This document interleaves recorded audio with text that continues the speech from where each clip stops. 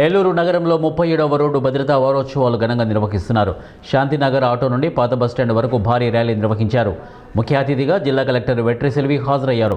ఈ సందర్భంగా regional transport officer Balendu Shikhar జెండా ఊపి ర్యాలీని ప్రారంభించారు.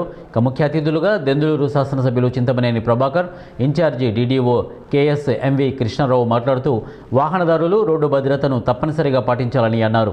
ప్రమాదాలు అనుకోకుండా వస్తాయి కాబట్టి కుటుంబాలు ఇబ్బంది పడకుండా హెల్మెట్లు ధరించాలి అన్నారు. రోడ్డు భద్రత నియమ నిబంధనలు పాటించడం ద్వారా వాహనదారులు తాము చేరుకోవలసిన గమ్యస్థానాలకు సురక్షితంగా చేరుకుంటారని తెలిపారు.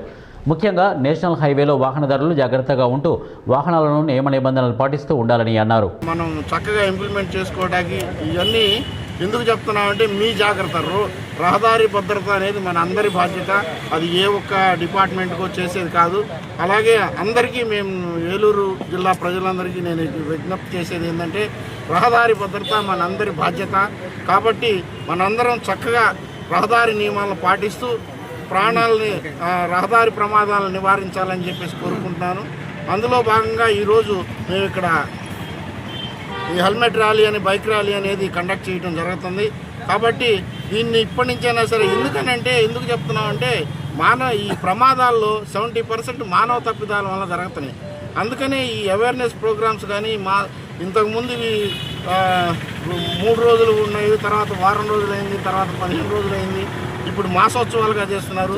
ఎందుకంటే దీంట్లో ఇప్పుడు నేను చెప్పిన ఈ 6 పాయింట్స్లో అన్నీ కూడా అందరికీ తెలిసినవి. జాతీయ 37వ భద్రతా మాసోత్సవాల యొక్క కార్యక్రమాన్ని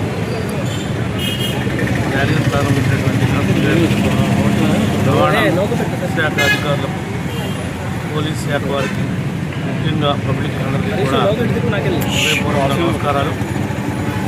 ప్రతి వారు మరి హెల్మెట్ ధరించాలని, బాధ్యతతో ప్రయాణం చేసేటప్పుడు గమ్యస్థానానికి చేరే దానిలో బాధ్యత తీసుకుని ఎవరికి వారుగా వ్యక్తిగా